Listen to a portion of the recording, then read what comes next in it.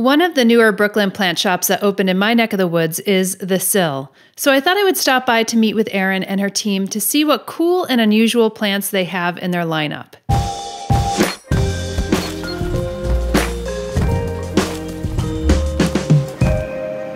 Okay, I am here at the Sill in Williamsburg.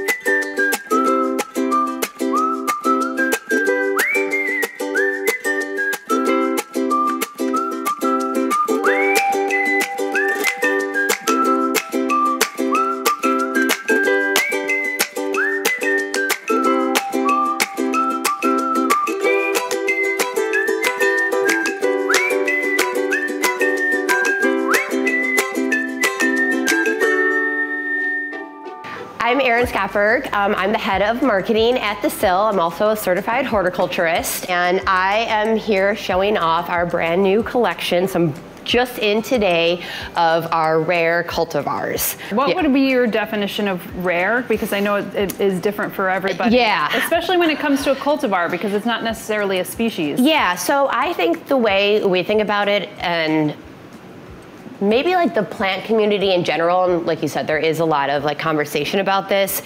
A plant is rare because of genetic mutations, and that means that it needs to be propagated. So anytime you look at this molted, streaky variegation, this is a Monstera Thai constellation. It gets its name because this accurately looks kind of like the Milky Way or the galaxy. So yeah, and you're basically saying that in order to be able to keep the markings of this, you'll probably have to propagate it from the plant as opposed to actually pollinating it, because you may not actually get those genetic Right, you traits. can't just grow this on its own. You have to take a cutting, propagate, and what's very cool too and accessible, I think, about specifically Monsteras is that they're very easy to propagate. Just because it's rare doesn't make it hard. And I really think that's something that I'd like to make sure that people know. Like, it's nothing to be intimidated by. It's just a really cool looking plant. Just because it's rare doesn't mean that it's difficult. Yeah, and I think also, you know, when folks get a really nice leaf, like these are nicely bifurcated. You have this like green splotchy and then you have white on the other. It's like they have these picture perfect moments, and then slowly but surely, sometimes the white side starts to brown up a little bit here or there. Absolutely. But there are those picture perfect moments. Yes, and then you get leaves like that too, which I like, that almost don't even have any of that white. And it's just this totally like, looks like a Star Trek scene. Here we have a variety of philodendrons, a monstera, a specific rubber tree, and this super dramatic peace lily that I'm obsessed with. Wow, it almost like looked like a Dieffenbachia from... Because of like the lines and absolutely. No, it did get a little crispy and shipping, but it'll perk up. These leaves will grow up to 2 feet. It's super big. It's very prehistoric, jungly looking. I am very partial because they're very dramatic and they tell you exactly what they need. They tell you when to be watered. They flop in a very dramatic manner. Now, this is the painted lady. This is a philodendron, rainforest jungle plant, and you could see these aerial roots coming through. The red stem and then the lime green and spring green leaves. I love the variegation on this, but to your point, you can see these newer, younger leaves don't have the darkness. They're still like, they're waiting to get more sun exposure to get more of that variegation. And as they mature, you can see the colors do change. I like the chartreuse color on this new upper leaf as well. Yeah. I love the pink and green combo too. That's lovely. Here we have philodendron white wizard and the white knight. These are two, again, just philodendrons, no more complicated than your typical household non-variegated solid green philodendron, but because of the genetic mutations that it's had, it has this lovely white streaking. Depends on what your style is. Like you said, a lot of people like these bifurcated, like dual leaves.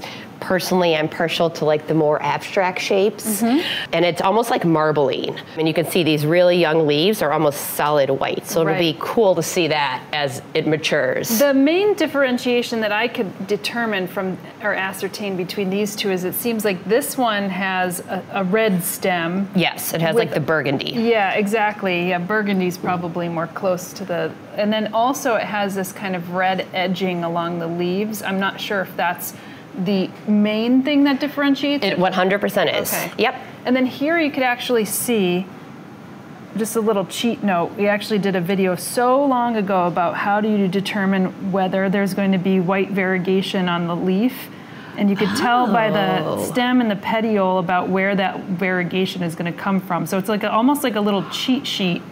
I didn't know that. I love that. If the stem comes out like fully, let's say burgundy or green, then it's probably not going to have very much variegation on it. So, okay. yeah. I didn't. So like, let's look at this leaf. Yeah. See, this one it's a little young, but it might start still developing a little white here, but you can see this one has this like white over here as well. And it has the white, yeah. So it should be kind of a little cheat. Yeah, but I love otherwise, that. you know, from first glance, they kind of look very similar. Right.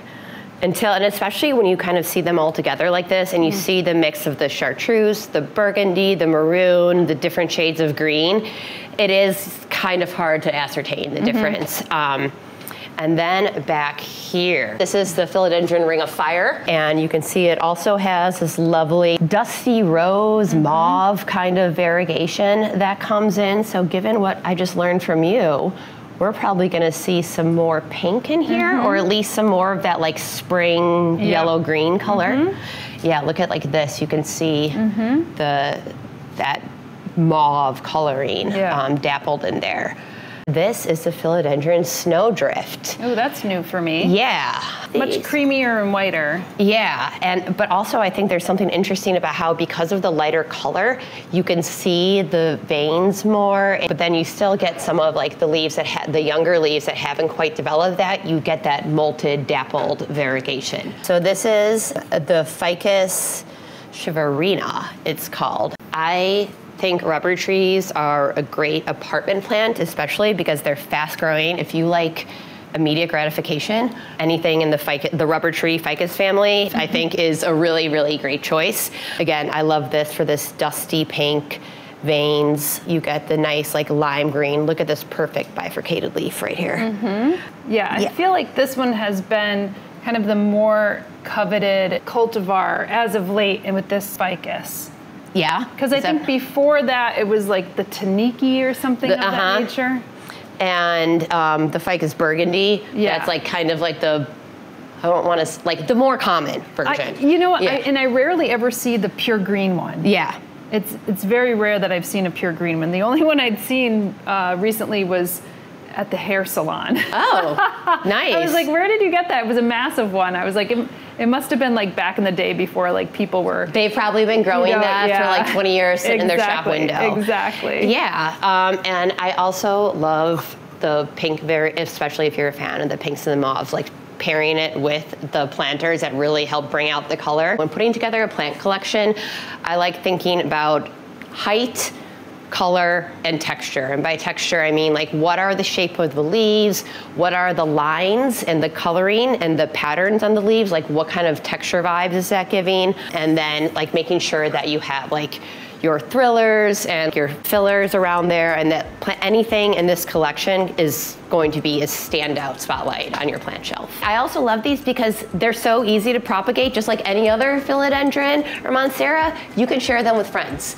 And that's like so much of what we're about here at the Sill, is like making plants accessible, and go ahead and propagate it. A leaf falls off, stick it, you get a cutting, stick it in a glass of water, and you have a great housewarming gift, or just a, hey, I'm thinking about you gift. Yes, it's very great. And prior to COVID, we partnered with Sill on a lot of plant swaps here in New York, and so that was really the spirit of all the plant swaps, and I know there's a number of plant swaps continuing on. I also think it's something to be said that of your unique plants that you're showing here, all of them but one are aeroids, and the one that is the odd man out is the ficus. So well done, ficus, you made it. Yeah, you made it. The aeroids. You made it.